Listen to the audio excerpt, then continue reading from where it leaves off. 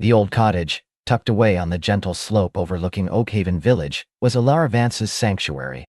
Its stone walls, softened by climbing roses and ancient ivy, seemed to breathe with a history both personal and profound. Inside, every object told a story. The worn armchair by the hearth, a gift from her grandmother. The shelves brimming with books, their pages rustling with forgotten adventures. And most importantly, the small sun-drenched studio where Alara spent her days coaxing beauty from clay. Alara was a ceramicist, her hands accustomed to the earthy feel of wet clay, the cool resistance of a turning wheel, the precise heat of the kiln. Her creations? Delicate teacups adorned with wildflowers, sturdy bowls with swirling patterns, whimsical sculptures that seemed to capture the very essence of a forest glade, were renowned in the quiet corners of the art world. But Alara didn't seek fame. She sought connection, finding it in the thoughtful stroke of a brush, the quiet hum of her kiln, and the satisfaction of shaping something meaningful from raw earth. Her greatest joy, perhaps, lay just beyond the studio's wide window, her garden. It was a riot of color and fragrance, a testament to years of patient tending. Lavender bushes buzzed with bees, roses climbed trellises with exuberant abandon, and hidden amongst the perennials were rare, delicate blooms Alara had nurtured from forgotten seeds. It was a place where time seemed to slow, where the world outside the cottage faded into a gentle murmur. And it was in this garden, just above the studio window, that the whisper-wind chimes hung. They were her grandmother Lyra's creation, crafted from polished riverstones and pieces of sea glass, strung together with fine silver wire. Lyra had believed that these chimes, when touched by the breeze, didn't just make music. They carried whispers. Not just the whispers of the wind, but the soft, unspoken longings of the heart, sending them out into the world, hoping they'd find their way to another listening soul. Alara, though practical in many ways, held on to this belief with a tender fondness. On quiet evenings, when the wind sighed through the garden, she would listen to their gentle melody, a sound that always promised something beautiful was just beyond the horizon. Today, however, the chimes were silent, the air still and heavy. A storm was brewing. Alara could feel it in the unusual warmth of the afternoon, the way the light seemed to thicken, casting long, dramatic shadows across her studio floor. She was putting the finishing touches on a set of ceramic buttons, each one a miniature masterpiece, destined for a bespoke dressmaker in the next town over. Her fingers moved with practiced grace, painting tiny forget-me-nots onto the glazed surface. A low rumble echoed in the distance, a deep, resonant sound that made the cottage timbers shiver faintly. Alara paused, brush poised. She looked out at her garden, where the leaves of the oak tree at the edge of her property had begun to turn their undersides to the sky, a sure sign of impending rain. A sudden gust of wind swept through, making the whisper-wind chimes dance and sing, a hurried, almost urgent melody. It was a beautiful, wild sound, a prelude to the storm. She worked for another hour, the sky growing steadily darker, the air thick with the scent of ozone and damp earth. The first fat drops of rain splattered against the window pane just as she placed the last button gently into a padded box. The rain quickly intensified, transforming into a torrent, drumming a furious rhythm on the cottage roof. Alara moved away from the window, drawn by the comforting glow of the hearth. She stoked the embers of the fire, adding a fresh log, and settled into her armchair with a cup of chamomile tea. The storm raged for hours. Thunder cracked directly overhead, rattling the very foundations of the cottage. Lightning flashed, illuminating her studio in stark, ethereal bursts, revealing the silent forms of her pots and sculptures, waiting patiently for the return of the light. Alara found a strange comfort in the storm's intensity. It was a powerful reminder of nature's raw beauty, a force that demanded respect and attention. She read a few chapters of a comforting novel, her mind occasionally drifting to the chimes, wondering if they were weathering the storm well. She knew they were sturdy, crafted by her grandmother with an artist's care and a deep understanding of the elements. Yet, she felt a quiet concern for her garden, particularly for the old wooden gate that marked the entrance to her haven. The gate wasn't just any gate. It was a family heirloom, carved by her great-grandfather, a skilled carpenter, over a century ago. Its dark, weathered oak panels were etched with swirling patterns of leaves and vines, with a central motif of an ancient oak, its branches reaching skyward. It had stood sentinel over her garden for generations, a silent guardian, a symbol of continuity and belonging. Elara had always loved running her hand over its smooth, worn wood, feeling the stories etched into its grain. Eventually, the storm began to recede, its fury lessening to a steady downpour, then a gentle patter. The thunder became a distant grumble, the lightning mere flickers on the horizon. Elara drifted off to sleep, lulled by the persistent drumming of rain and the soft glow of the dying fire. The morning dawned in a symphony of renewed life. The air was crisp and clean, smelling of wet earth and fresh rain. Birds sang with a joyful exuberance, their melodies cutting through the lingering dampness. Elara woke feeling refreshed, the storm having cleared not just the air, but also the lingering fog of her morning dreams. She made herself a pot of strong coffee, the rich aroma mingling with the scent of the rain-washed garden. As she sipped her coffee, she looked out the window, a small gasp escaping her lips. The garden was a testament to the storm's passing. Petals lay scattered on the damp earth, a few intrepid snails were making their way across wet leaves, and her beloved whisper wind chimes were singing a bright, clear song, cleansed and invigorated by the rain. But her gaze was drawn immediately to the gate. It lay askew, one of its heavy oak panels wrenched from its hinges, leaning precariously against the stone wall. The intricate carving of the ancient oak now seemed to weep, a long, deep crack running through its trunk, splitting the wood in a jagged line. It wasn't completely broken, but it was severely damaged, its sturdy form compromised. Elara felt a pang in her chest, a mix of sadness and a quiet dismay. The gate wasn't just a barrier. It was a piece of her history, a connection to the generations before her. Replacing it felt unthinkable, like erasing a part of her family's story. No, she had to have it repaired. But who could mend something so old, so intricate, with such a deep history? It would take a craftsman with not just skill, but a true understanding of wood and an appreciation for what it represented. She walked out into the garden, her boots sinking slightly into the soft earth. The air was cool and invigorating, but her heart felt heavy as she approached the damaged gate. She ran her fingers over the splintered wood, tracing the path of the crack. It was deep, but not irreparable. The gate could be saved, she was sure of it. But it wouldn't be an easy fix. Oakhaven was a small village, known for its charm and its quiet pace. It wasn't the kind of place teeming with specialized artisans. Most of its residents were content with the simpler things, or traveled to the larger towns for more complex needs. But Elara had a faint memory, a whisper of a rumor, of a new woodworker who had recently set up shop in the village. She hadn't paid much attention at the time, her own work keeping her busy in her studio. But now, that fleeting thought resurfaced, a hopeful spark in the morning light. She cleaned up the stray branches and fallen leaves in her garden, gently propping the gate panel against the wall to prevent further damage. Her mind, however, was already turning to the task ahead, finding this craftsman. It was a departure from her usual routine, which typically involved early mornings in the studio, afternoons tending her garden, and evenings lost in a book or the quiet contemplation of her art. The prospect of venturing out, of seeking help, felt both daunting and strangely exhilarating. It was a small disruption, but one that promised to lead her down an unfamiliar path. After a quick fortifying breakfast, Elara changed out of her work clothes and into a comfortable dress, pulled her auburn hair into a loose braid, and put on her walking shoes. She tucked a small sketch pad and pencil into her bag, intending to make a quick drawing of the gate's damage to show the woodworker, along with a few photos she had on her phone. She paused at the threshold of her cottage, listening to the soft, clear ringing of the whisper wind chimes, their melody seeming to encourage her forward. They sang of hope, of new beginnings carried on the wind. The village of Oakhaven was bustling, at least by Oakhaven standards. The post office was open, the baker was putting out a fresh batch of sourdough, and Mrs. Gable was already tending to her prize-winning petunias outside her general store. Elara greeted familiar faces with a shy smile and a nod, her eyes scanning the storefronts.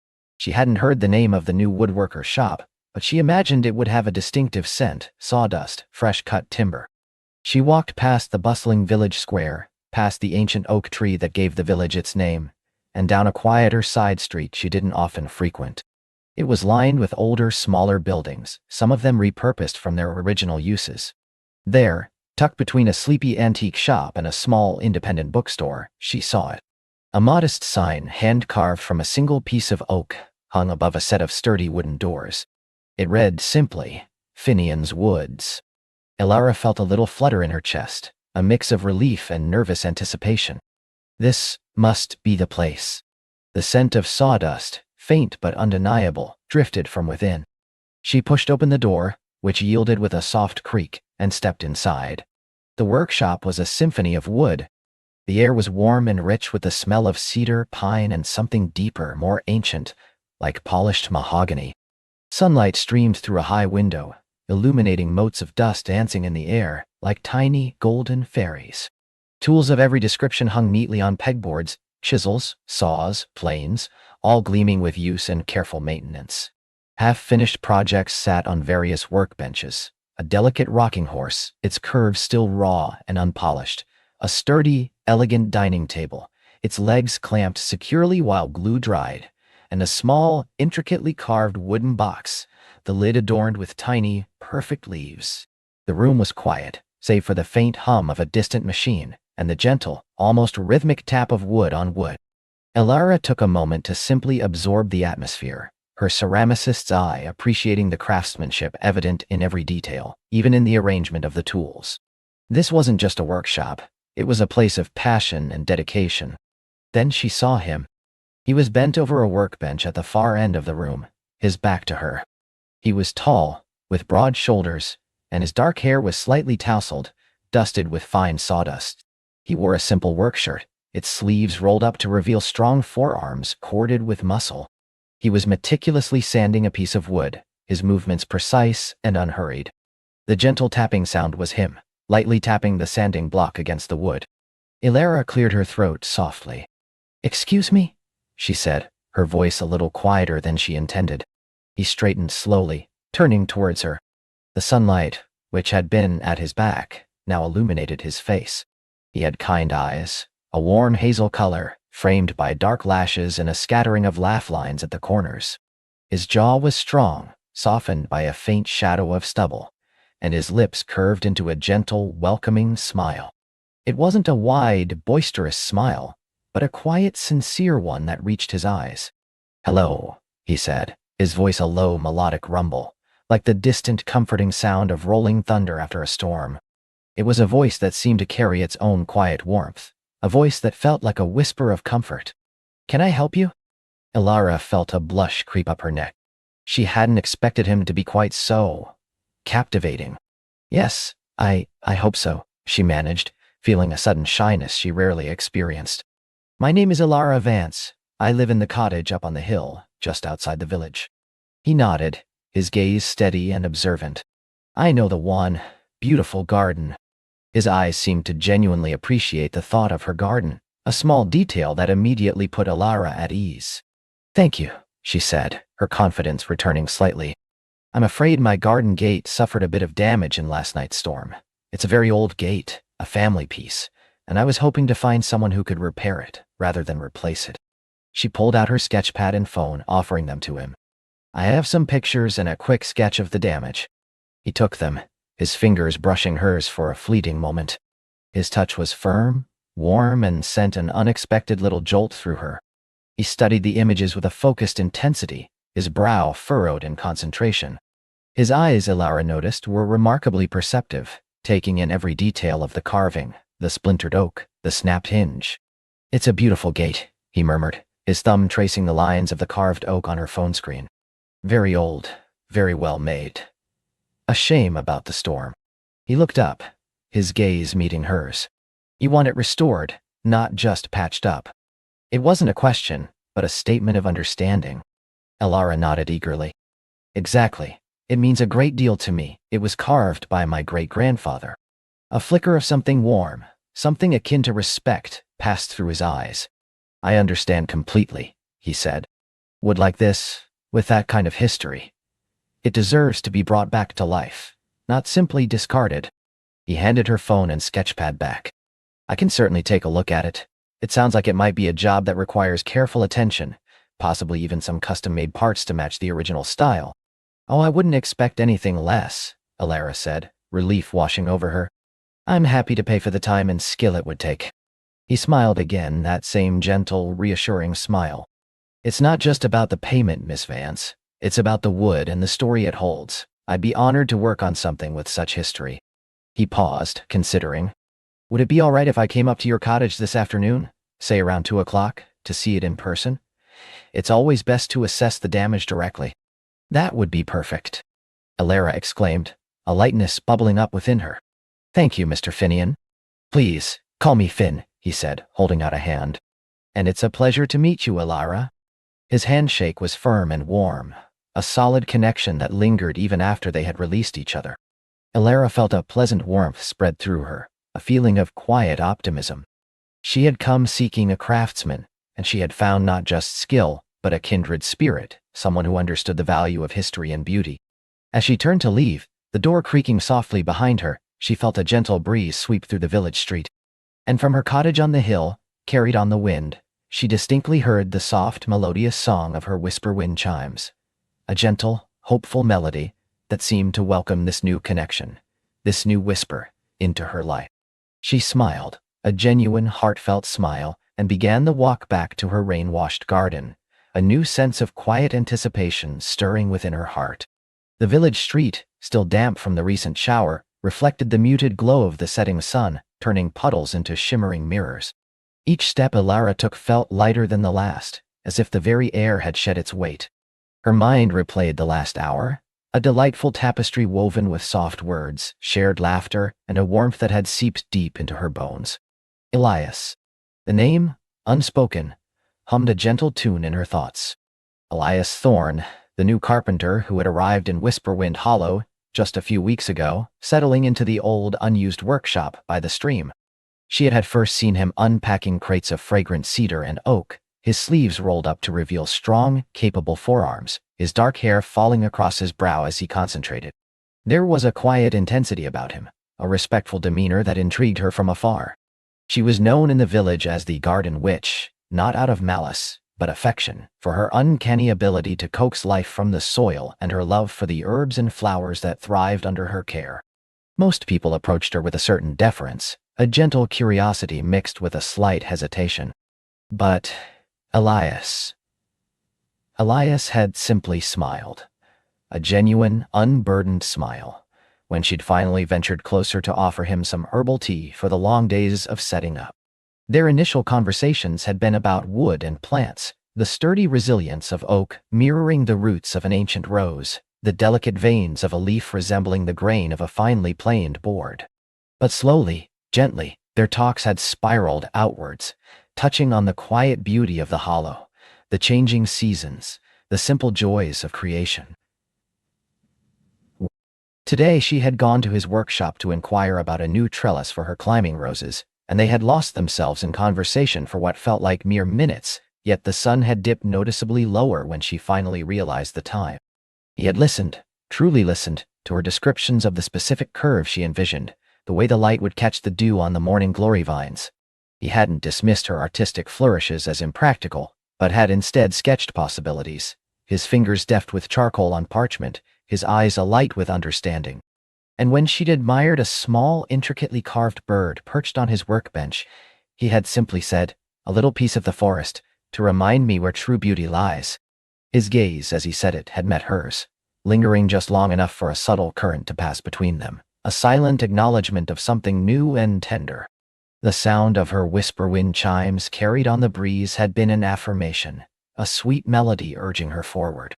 They hung from the ancient oak beside her cottage, fashioned from smooth river stones and polished driftwood, each chime tuned to a different note, singing a natural harmony with every gust of wind.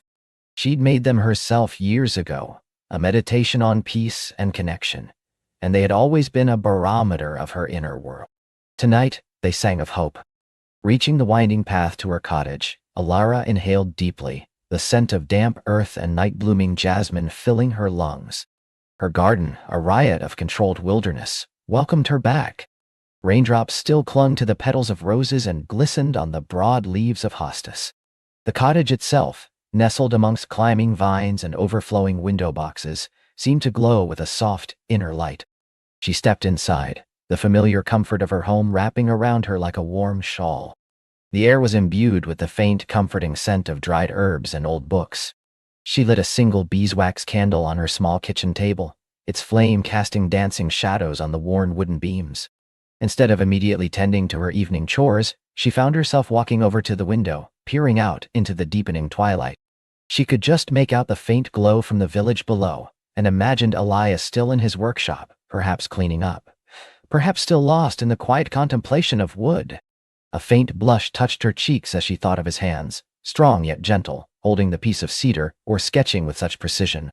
She had lived a solitary life for many years, content with her garden and her connection to nature, believing that true companionship lay in the quiet rhythms of the earth. She had mourned the loss of past dreams, carefully tucking them away like pressed flowers in a forgotten book. But at Elias, he felt like a new seed, planted in fertile ground, stirring the soil of her heart. She remembered his quiet laugh, a low, rumbling sound that made her feel safe. She remembered the way his eyes, the color of rich earth, crinkled at the corners when he smiled. He hadn't asked probing questions about her past, nor had he offered effusive compliments. He had simply been eye-presenting, his attention a comforting anchor in the shifting currents of conversation. It was a rare and precious quality, one she hadn't realized she longed for until she found it. With a sigh, she turned from the window, a smile still playing on her lips. It was too late to work in the garden, but she could still tidy her herb-drying racks, perhaps steep a calming chamomile tea. Her movements were imbued with a new grace, a quiet joy that hummed beneath the surface of her usual methodical routine. The whisper wind chimes outside sang a lullaby as she moved, a constant, gentle reminder of the hopeful whisper that had entered her life. The next morning dawned with a clear, crisp sky, the air washed clean by the rain. Elara rose early, her sleep having been light but deeply restful, filled with soft-edged dreams she couldn't quite recall, but which left a lingering sense of peace. She dressed in her usual practical linen tunic and trousers, ready for a day in the garden. But today, her usual focused efficiency was tempered by a pleasant distraction. As she stepped outside, the whisper wind chimes offered a cheerful greeting, their melody bright and clear in the morning sun. She paused, listening, before making her way to her compost heap, shovel in hand. The rich, earthy smell of decomposing leaves and kitchen scraps was a comforting perfume. She spent the better part of the morning weeding her vegetable patch, loosening the soil around her struggling tomato plants, and tying up her sweet pea vines. Each movement was deliberate, yet her thoughts drifted frequently to Elias. Would he be in his workshop today? What would he be working on? She pictured him, perhaps shaping a new table, or carving another delicate bird.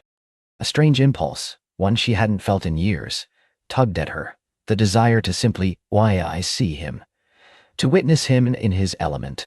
She dismissed it with a gentle shake of her head. Such impulses were for younger, bolder hearts. Her connection with Elias was still too new, too fragile to rush. It needed to be nurtured with care, like a rare and delicate seedling. Around midday, as the sun climbed higher and cast long shadows, Elara decided to harvest some chamomile and lavender. She needed to replenish her dried stores and prepare a fresh batch of sleep-inducing sachets. Her basket on her arm, she moved through the fragrant rows, her fingers deftly plucking the blossoms. The quiet work was meditative, allowing her thoughts to wander freely. She found herself thinking about the trellis again. She genuinely needed it. Her climbing roses were sprawling. But she also realized, with a wry internal smile, that it offered a perfect, natural excuse to return to Elias's workshop. She wouldn't rush it, though. She would let a few days pass, giving him time to settle into the idea of her request, and giving herself time to compose her thoughts. As she gathered the last of the lavender, a small, dark shadow flitted past the corner of her eye. She looked up just in time to see a young robin struggling to free itself from a tangle of thorny brambles at the edge of her garden. Its tiny wings fluttered frantically, and a distressed chirp escaped its beak. Without hesitation, Elara dropped her basket and hurried over. "Easy, little one," she murmured, her voice soft and soothing. She carefully assessed the situation, her years of tending to nature giving her an intuitive understanding. The thorns were sharp, and the robin was thoroughly ensnared. She knew she couldn't simply yank it free without harming it. She needed something to cut the brambles, and her garden shears were back at the cottage. She looked around, her eyes scanning for a suitable tool. Her gaze fell upon a small, smooth piece of driftwood near a patch of moss, one of the pieces she'd gathered for her chimes but hadn't used. It was too blunt. She needed something sharper, smaller. Suddenly, a voice, deep and gentle, broke through the quiet of her garden. "Need a hand, Elara?" She started, turning to see Elias standing at the edge of her garden, a small, curious smile on his face. He held a canvas bag slung over his shoulder, and in one hand, a small, exquisitely carved wooden bird, identical to the one she'd seen on his workbench, but clearly a new creation. He must have been passing by on his way to somewhere, perhaps a walk through the woods that bordered her property. A flush rose to Elara's cheeks. "Elias, I didn't hear you approach." Her heart gave a little flutter, a mix of surprise and delight. "Yes, actually, this poor robin is quite stuck." He walked closer, his gaze immediately falling on the struggling bird. "Ah, a tricky spot indeed." He knelt beside her, his movements fluid and unhurried. "I might have something." He reached into his canvas bag and pulled out a small, leather-bound case. From it, he carefully selected a delicate, sharp carving knife, its blade gleaming in the sunlight. "Be very careful," Elara cautioned, her voice barely a whisper, worried about the tiny bird. "Always," he assured her, his eyes focused entirely on the task. With astonishing precision, he began to snip away at the thorny tendrils, never touching the robin itself, but meticulously freeing the strands that held its wing. His fingers, strong from shaping wood, were surprisingly nimble and gentle, moving with a surgeon's finesse. Elara watched, mesmerized, not just by his skill, but by the quiet patience and deep respect he showed for the small creature. It was another glimpse into the heart of Elias Thorne, a heart that clearly cherished the delicate balance of the natural world. In a matter of minutes, the last strand was severed. Elias carefully cupped his hands around the robin, gently lifting it free.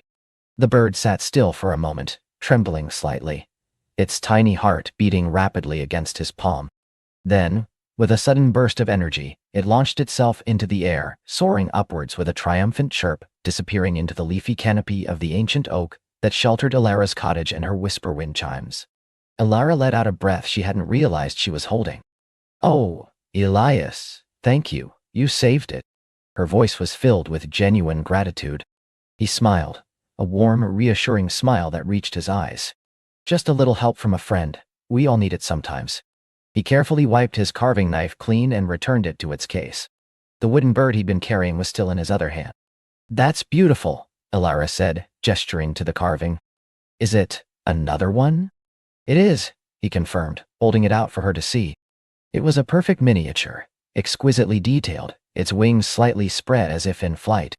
"I was on my way to the old mill pond. I like to walk there when I need inspiration, and I thought I might carve something by the water. This one felt like it wanted to take flight." He paused, then extended it towards her. "For you, Elara, a small thank you for your herbal tea the other day, and for the inspiration you bring to the village." Elara gasped softly, her eyes widening. "For me?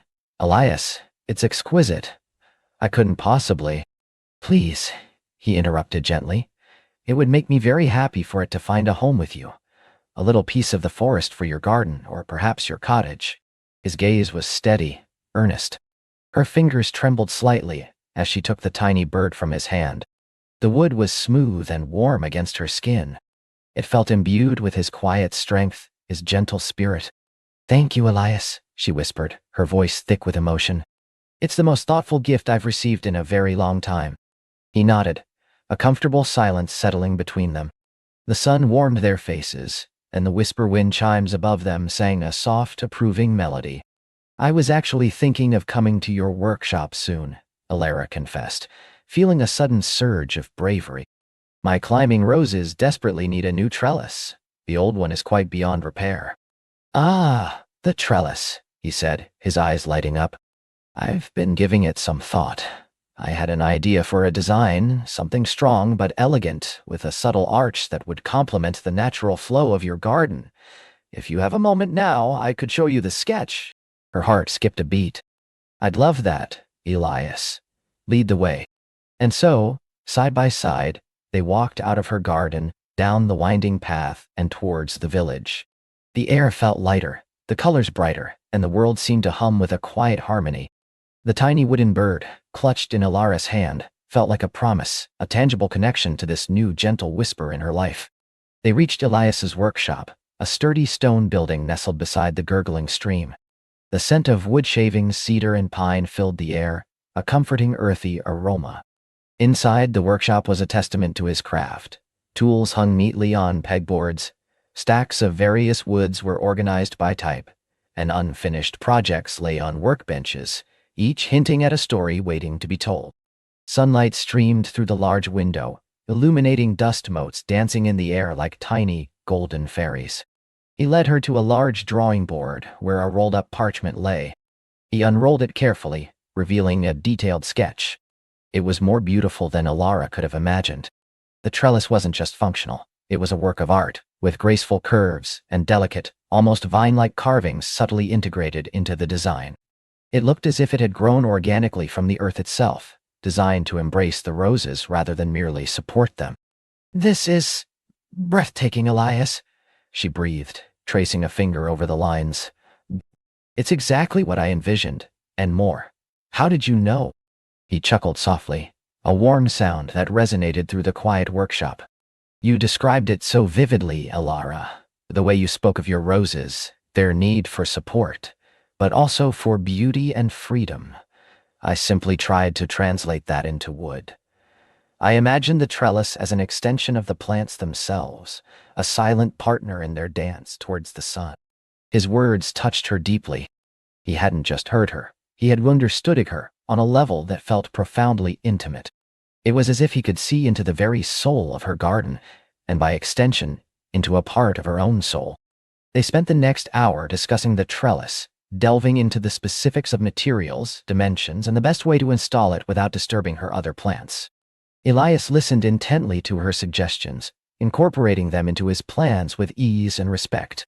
There was no rush, no pressure, just a shared enthusiasm for creation and a comfortable rhythm that settled between them. As their conversation wound down, Alara found herself lingering, unwilling to break the spell. She admired a half-finished wooden bowl on a lathe, its surface smooth and inviting. "What kind of wood is this?" she asked, reaching out to touch it. "Maple," he replied, his hand gently covering hers for a fleeting moment as he guided her finger to a particular grain. "It's a forgiving wood, but it has a beautiful, subtle shimmer when polished. I'm making it for a commission, a fruit bowl for the baker's wife." Her skin tingled where his hand had brushed hers. The brief contact was electric, sending a warmth through her arm and into her chest. She pulled her hand back subtly, a faint blush creeping up her neck. "You have such a gift, Elias," she said, her voice a little softer than intended. He met her gaze, his eyes warm and direct. "And you, Alara, have a gift for bringing life into the world, for nurturing beauty. I've never seen a garden quite like yours. It feels alive, in a way that goes beyond just plants." His compliment felt like sunshine on a cool morning, warming her from the inside out. They stood in comfortable silence for a moment, the only sounds the distant murmur of the stream and the occasional chirp of a bird outside. "Well," Alara finally said, breaking the quiet, "I should let you get back to your work, and I have some chamomile to dry." "Of course," Elias said, but he didn't move. He simply watched her, a gentle smile playing on his lips. "When would you like me to start on the trellis? I can begin preparing the wood this week." "Whenever suits you," she replied, feeling a lightness in her chest. "There's no great rush, but I confess, I'm eager to see it in place." "I'll bring it up when it's ready then," he said, his smile widening slightly. "Perhaps I could even help you install it." "I would appreciate that very much," Alara said, her heart doing a little leap. It wasn't just about the trellis anymore. It was about the shared time, the quiet companionship. As she turned to leave, Elias walked her to the door. "Alara," he said, just as she was about to step out. She turned back, her eyes meeting his. "Thank you for earlier," he said, gesturing vaguely towards her garden. "For letting me help with the robin. It was a good start to the day." "Thank you, Elias," she repeated, holding up the tiny wooden bird he had given her. "For this, and for everything." She offered him a heartfelt smile, a smile that reflected the burgeoning hope within her. She walked back to her cottage, the tiny wooden bird clutched gently in her hand, feeling as if she were floating. The air around her seemed to shimmer with possibility. The whisper wind chimes, catching the afternoon breeze, sang a joyous, celebratory melody, echoing the song in her own heart. The anticipation that had stirred within her yesterday had now blossomed into a quiet certainty that something truly special was unfolding, a gentle, beautiful connection taking root in the fertile ground of Whisperwind Hollow. The days that followed took on a new, vibrant hue for Alara. Her routine remained much the same, tending her garden, harvesting herbs, preparing tinctures and teas, but there was an added layer of awareness, a subtle hum of expectation beneath her every task. She found herself glancing towards the village more often, wondering if she might catch a glimpse of Elias. She hummed softly as she worked, and her steps seemed to carry a lighter rhythm. She carefully placed the small wooden bird Elias had carved for her on her bedside table, where it caught the morning light. Each night, before she extinguished her candle, she would look at it, marveling at the delicate craftsmanship and the profound thoughtfulness behind the gift. It was more than just a carving. It was a tangible symbol of their nascent connection, a silent promise of future shared moments. One afternoon, a few days later, as Alara was transplanting some young lavender seedlings, she heard a familiar, resonant sound drift up from the village. The rhythmic, gay thud-thud-thudding of a hammer hitting wood, followed by the softer wishy of a plate. It was Elias, at work in his workshop. The sounds, carried on the gentle breeze, were not disruptive, but rather comforting, a subtle presence reminding her that he was there, steadily creating. She smiled to herself, imagining him with his sleeves rolled up, dust motes dancing in the sunlight around him. She pictured the trellis, taking shape under his skilled hands. The anticipation of seeing it, and of seeing him again, was a sweet ache in her chest. Later that week, a small group of village children, led by young Lily, the baker's daughter, came clattering up the path to Alara's cottage. They often visited, drawn by Alara's gentle nature and the wonders of her garden, where she would sometimes tell them stories of the plants and creatures that lived there. "Alara," Lily called out, her voice bright. "My mum says you have the best story about the moonflower." Alara laughed, her heart warming at their youthful enthusiasm. "Indeed I do, little one. Come, sit by the rose arbor, and I shall tell it."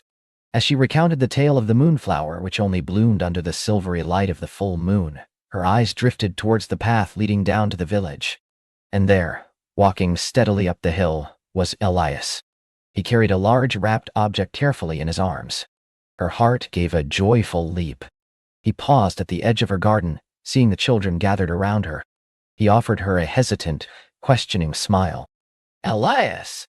Alara called out, her voice clear and bright, a genuine pleasure evident in her tone. "Come join us. I'm just telling the children the tale of the moonflower." He hesitated for a moment, then, with a shy smile, walked towards them. The children, usually boisterous, quieted, their curious eyes fixed on the newcomer and the large object he carried. "Hello, Alara," he said, his gaze warm as it met hers. "I hope I'm not interrupting. I brought the trellis." A collective gasp of excitement went up from the children. "The trellis!" Lily exclaimed. "Is it for the roses?" "It is," Alara confirmed, her eyes sparkling. "And it's even more beautiful than you can imagine." Elias carefully set down the wrapped trellis. It was covered in a canvas cloth, protecting it from dust and bumps. He knelt down beside Alara, a comfortable presence amongst the eager children. "So, the moonflower," he prompted, his voice gentle. "What happens next?" Alara smiled, a deep sense of contentment settling over her. She continued her story, her voice weaving a spell, the children utterly captivated. Elias listened too, his gaze occasionally drifting from Alara to the children, a soft, appreciative expression on his face. When she finished, a chorus of oohs and ahs filled the air. "That was wonderful, Alara," Elias said, his voice sincere. "I've never heard it told quite like that." "You have a way with stories, Alara," added one of the older boys, Thomas. "And you have a way with wood, Elias," Lily countered, pointing to the wrapped trellis. "Can we see it now?" Elias chuckled. "Patience, little ones.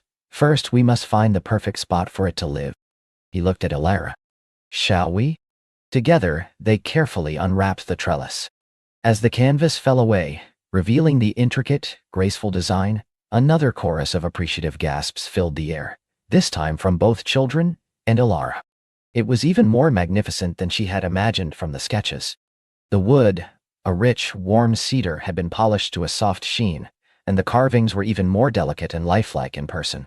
It truly looked like a piece of art that had sprung from the earth itself. "It's perfect, Elias," Alara whispered, her eyes shining. "Absolutely perfect." He smiled, a genuine warmth radiating from him. "I'm glad you like it. I spent a fair bit of time ensuring the curves would echo the natural growth of your roses." They spent the rest of the afternoon in the garden, Elias and Alara working together to install the trellis. The children, fascinated, watched their every move, sometimes offering to hold a tool or fetch a small stone. Elias demonstrated a quiet strength, carefully digging the post holes, ensuring the trellis was perfectly level and stable. Alara guided him on the best placement for the climbing roses, gently weaving their tendrils through the new framework. Their hands occasionally brushed as they worked, sending small sparks of awareness through Alara. Each touch was fleeting, yet deeply felt. As the sun began to dip below the horizon, casting long golden shadows across the garden, the trellis stood proudly in its new home, already embraced by the eager rose vines. The garden felt even more harmonious, more complete. "It looks as if it's always been here," Alara said, stepping back to admire their handiwork. "That's the highest compliment a craftsman can receive," Elias replied, his voice soft, his gaze lingering on her. The children, tired but happy, eventually bid their farewells, promising to return soon for more stories. As they scampered down the hill, a peaceful quiet descended upon the garden. "Thank you, Elias," Alara said, turning to him, her heart overflowing with gratitude. "For the trellis, for your help, for—" He simply smiled, that warm, reassuring smile that made her feel seen, truly seen. "It was my pleasure, Alara. I enjoy working alongside you. Your garden has a special kind of magic." "Perhaps it's just the whisper wind chimes," she murmured, gesturing towards the ancient oak where they hung, now singing a gentle twilight tune. "Perhaps," he agreed, his eyes following her gaze to the chimes. "Or perhaps," he added, turning back to her, his voice a low, intimate murmur, "it's the magic you bring to it, Alara." The air between them seemed to thicken, charged with unspoken emotions. Alara felt a flush rise to her cheeks, her gaze dropping for a moment before meeting his again. There was a question in his eyes, a gentle inquiry that she felt in her very soul. I should make some tea," she finally managed, her voice a little breathy. "Would you care to join me? I have some newly dried chamomile." "I would like that very much, Alara," Elias said, his smile deepening, his eyes crinkling at the corners. They walked towards the cottage, the scent of evening primrose and damp earth accompanying them. As they stepped onto the porch, Alara paused, looking back at the garden, at the new trellis standing sentinel amongst her roses. It wasn't just a structure for her plants. It felt like a foundation for something new in her own life, something beautiful and strong, built with kindness and shared moments. Inside the cottage, the soft glow of her beeswax candles welcomed them. Alara moved with practiced ease, preparing the tea, the comforting ritual a steady anchor for the flutter in her heart. Elias sat at her small kitchen table, admiring the simple, rustic charm of her home, his gaze often returning to Alara. They talked about the garden, about the village, about the changing seasons. Elias spoke of his craft, his love for the grain of wood, the way each piece had its own story. Alara shared her knowledge of herbs, their healing properties, and the quiet wisdom of nature. Their conversation flowed effortlessly, punctuated by comfortable silences and gentle laughter. As the moon rose, casting a soft, silvery light through the window, Alara poured them each another cup of tea. She felt a profound sense of peace, a quiet joy settling deep within her. It was a feeling she hadn't known was missing until Elias had arrived, like a missing piece of a cherished mosaic. "You know," Elias said, breaking a comfortable silence, "when I first arrived in Whisperwind Hollow, I wasn't sure what to expect. It felt quiet, but it's a good quiet. And your garden, Alara, your chimes, they truly sing to the heart of this place." "And your workshop, Elias," Alara replied, her voice soft. "It brings a new kind of song, the song of creation, of careful craftsmanship." She met his gaze across the table. "I'm glad you came to Whisperwind Hollow." He smiled, a genuine, heartfelt smile that mirrored her own. "I am too, Alara. more than you know. The evening deepened, the world outside hushed and still. Inside the cottage, the warmth of the candlelight and the shared presence created a cocoon of comfort. Elara felt a deep, abiding contentment, a sense that she was exactly where she was meant to be, with exactly whom she was meant to be. The quiet anticipation had blossomed into something richer, more profound. It was a gentle unfolding, a slow, tender bloom, and she knew, with a certainty that resonated deep in her soul, that this was just the beginning. The whisper wind chimes outside continued their soft melodic song, a loving serenade to the blossoming connection within. Liam's thumb brushed the soft skin of Elara's cheek, tracing a path that mirrored the lingering warmth of his lips. Her eyes, still wide and luminous, met his, reflecting a shared wonder. There was no need for words, not yet. The silence between them was not empty, but full, filled with the hum of shared breath, the gentle flutter of two hearts finding their rhythm, and the unspoken promises that shimmered in the air. He leaned in again, not for another kiss, but to rest his forehead against hers, closing his eyes, simply absorbing the profound sense of rightness that permeated every fiber of his being. Elara's hand, which had instinctively risen to cup his jaw, trembled slightly. She could feel the steady beat of his heart against her own, a comforting echo. This wasn't a whirlwind romance, she realized, but something deeper, slower, like the changing of seasons in Whisperwind Hollow, beautiful in its inevitability. It was the quiet joy of finding home in another person's gaze, the serene peace of knowing that the winding path of her life had, at last, led her to this moment, to him. Finally, Liam pulled back just enough to look at her, a soft, almost shy smile gracing his lips. "Elara," he murmured, her name a gentle caress. I think I've been waiting for you." A breath hitched in her throat. Her own smile was fragile, brimming with emotion. "And I, for you, Liam. The words were simple, yet carried the weight of a lifetime of quiet hopes. He took her hand, intertwining their fingers, and squeezed gently. "This place, Whisperwind Hollow. It feels even more like home now." His gaze swept around her cozy living room, lingering on the flickering candles, the worn books, the scent of cinnamon and baking that always clung to her cottage. "You have a way of making everything feel cherished." Elara's cheeks warmed. "It's just me and my little world."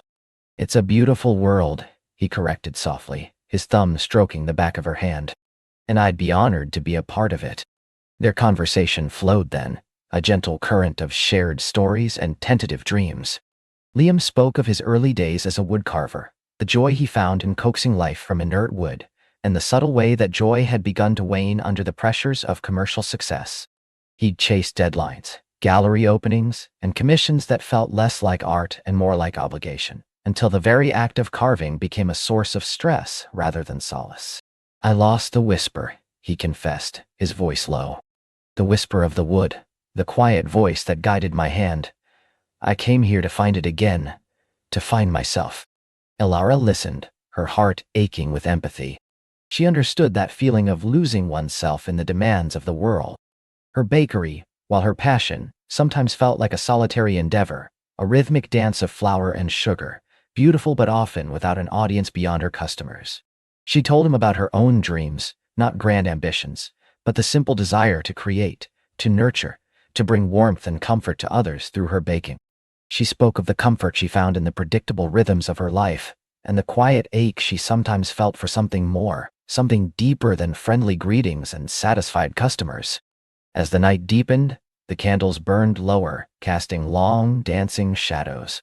They moved from the sofa to the hearth, sitting side by side, sharing a warm mug of herbal tea, Elara brewed, the silence punctuated by comfortable sighs and the occasional soft chime from outside. Liam's arms settled around her shoulders, a natural, unforced gesture, and Elara leaned into his warmth, feeling a sense of belonging she hadn't known she craved so deeply. The next morning, the world outside was bathed in the soft, golden light of dawn, painting the frost-kissed trees in hues of rose and gold. Liam walked Elara home from his cottage, their hands intertwined, a silent promise in every step. The air was crisp, carrying the scent of pine and wood smoke, and the distant sound of the whisper wind chimes felt like a blessing. Their days began to weave into a tapestry of shared moments. Liam would often arrive at the bakery just as Alara was pulling her first batch of bread from the oven, the aroma a welcoming embrace. He'd sit on a stool by the counter, sipping coffee, watching her work with a quiet admiration that made her heart sing. He'd offer to help, kneading dough with surprisingly gentle strength, or meticulously arranging pastries in the display case, his artistic eye finding beauty even in the simplest arrangement. In turn, Alara would visit Liam's workshop. The scent of cedar and pine filled the air, mingling with the earthy aroma of freshly turned wood. She'd watch him, mesmerized, as his strong, calloused hands transformed a gnarled piece of wood into a delicate bird, a wise old owl, or a swirling pattern that seemed to capture the very essence of the wind.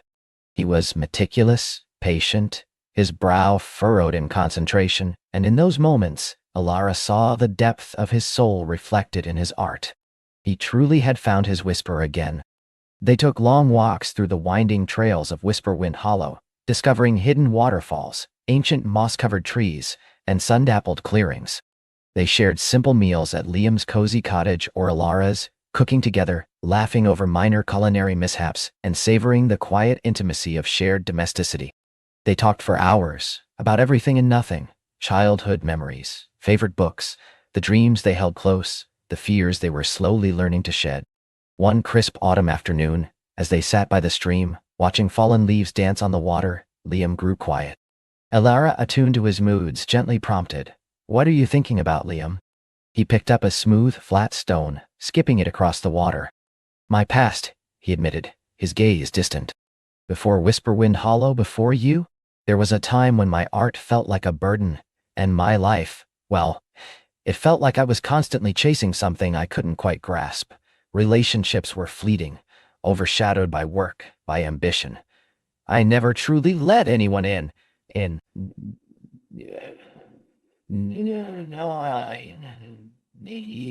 He turned to her, his eyes serious. "I'm still learning how to do that, Alara. To be truly open, truly present." Alara reached for his hand, intertwining their fingers. "And I'm learning to let someone in, Liam. My life here has always been quiet, predictable. I loved it, but sometimes I wondered if I was missing out on something. You've shown me that quiet can be profound, and predictability can be a canvas for something truly extraordinary." She smiled. "We're learning together." Their connection deepened with each passing day, like roots intertwining beneath the earth, growing stronger, more resilient. The villagers of Whisperwind Hollow, ever observant, noticed the change in them both. Alara's smile was brighter, her step lighter. Liam, once a solitary figure, now carried a warmth that drew people to him. Old Mrs. Gable, with her knowing eyes, often remarked to Alara, "That young man, he brings a good light to your life, child. A very good light." One morning, a letter arrived for Liam, tucked amidst a small pile of bills and local flyers. It was from a renowned art gallery in the city, an old acquaintance, inquiring about his new work, suggesting a solo exhibition.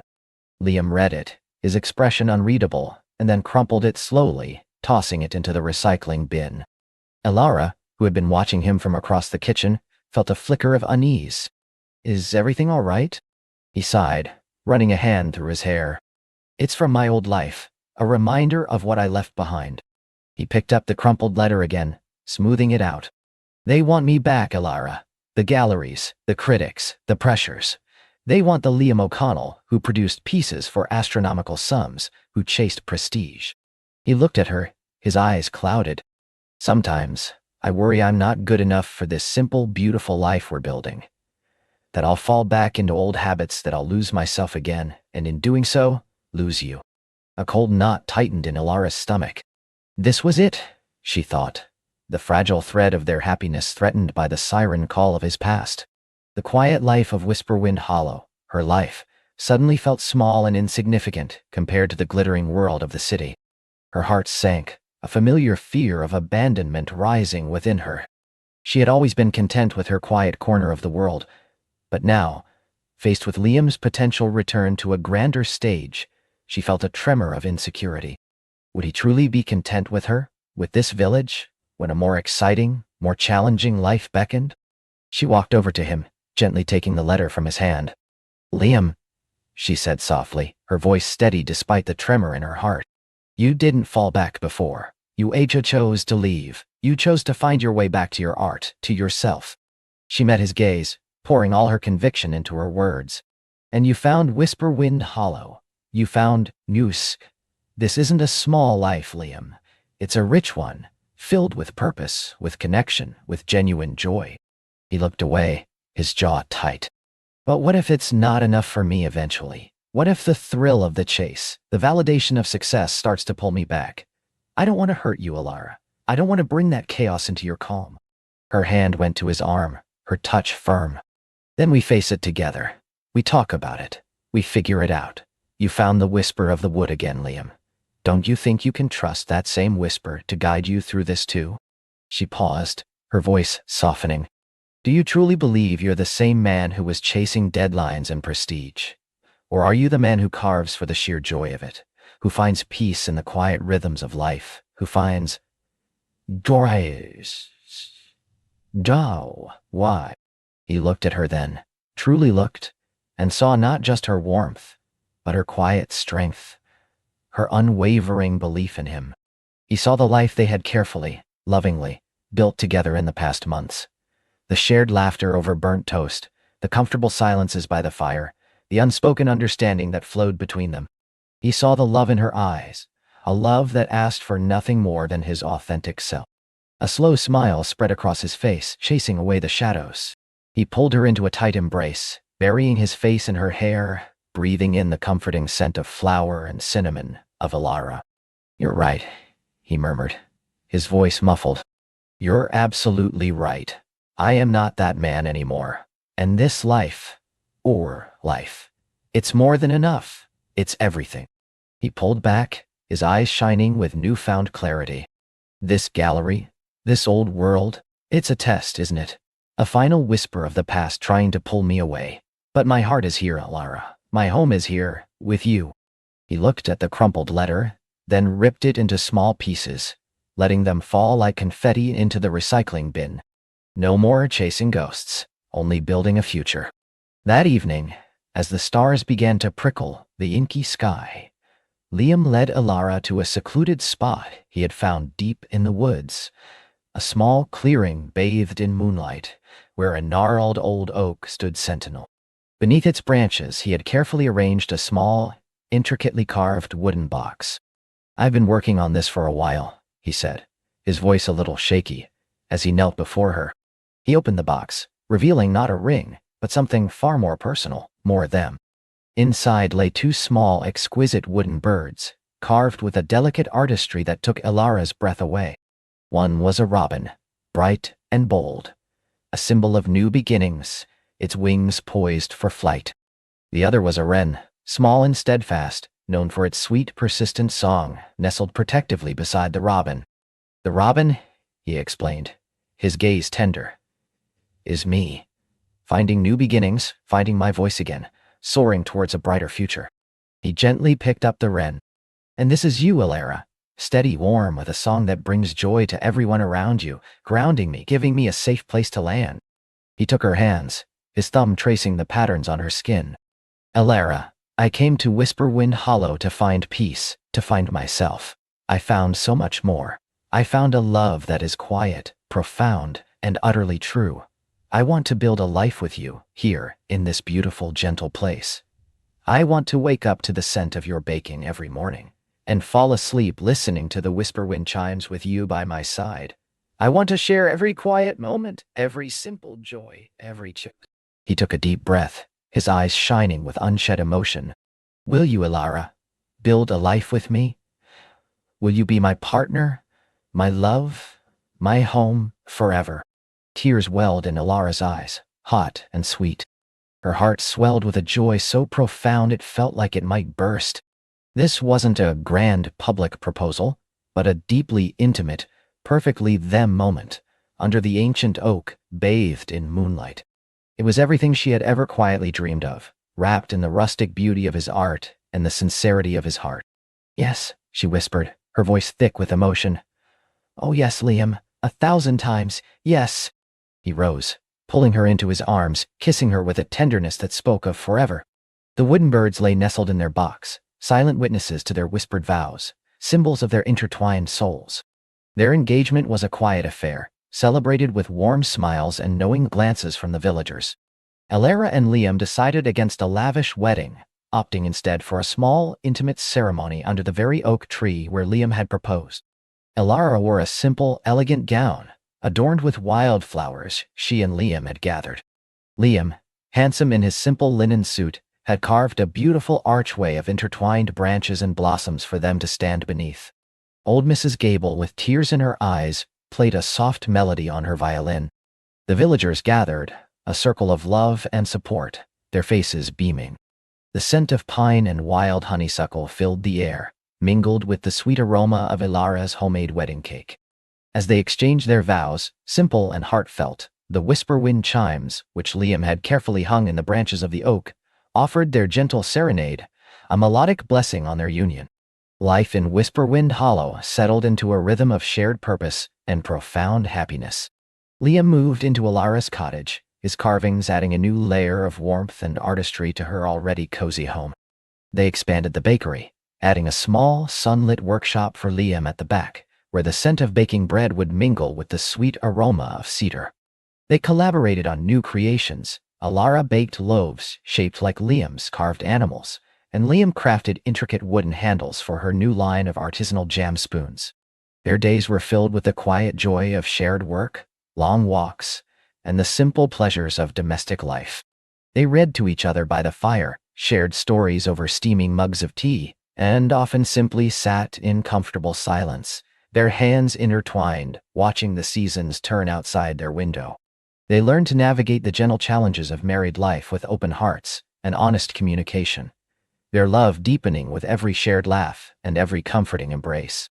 The whisper wind chimes, now a constant, cherished part of their lives, continued their soft, melodic song, a gentle reminder of the harmony they had found. Alara would often wake in the pre-dawn hours, Liam's arm a warm, comforting weight around her, and listen to the chimes, feeling a profound sense of gratitude. She was no longer just the baker of Whisperwind Hollow. She was Liam's wife, his partner, his home. And Liam, no longer a solitary artist searching for solace, was a man fully present, fully loved, his heart brimming with a joy he never thought possible. One evening, years later, as the first snowflakes of winter began to fall, painting the world outside in pristine white, Alara and Liam sat by their crackling fireplace. The scent of pine and warm hearth filled the air, mingling with the faint, sweet aroma of cinnamon from the bakery. Liam was gently sanding a new carving, a miniature whisperwind chime, its delicate wooden parts waiting to be assembled. Alara was knitting, a soft wool blanket for their future. He looked up from his work, his eyes still as deep and kind as the day they met, meeting hers. "Remember that first night?" he murmured, a soft smile playing on his lips. "When I felt like I was exactly where I was meant to be." Alara smiled, her heart full. "I remember, and I felt it too. A gentle unfolding, a slow, tender bloom." He reached for her hand, his calloused fingers warm against hers. "It just kept blooming, didn't it?" "It did," she whispered, leaning her head on his shoulder, listening to the comforting rhythm of his breathing, the soft rasp of his sandpaper, and the distant, familiar melody of the whisperwind chimes. The quiet anticipation had blossomed into an enduring love, a profound peace, and a shared life richer and more beautiful than either of them could have ever imagined. It was a love story, woven into the very fabric of Whisperwind Hollow, a testament to the power of quiet hearts, gentle whispers, and the enduring magic of finding home in another's soul. As the snow fell softly outside, blanketing their world in a serene hush, they knew, with a certainty that resonated deep in their souls, that this was not just the beginning, but a beautiful, never-ending story.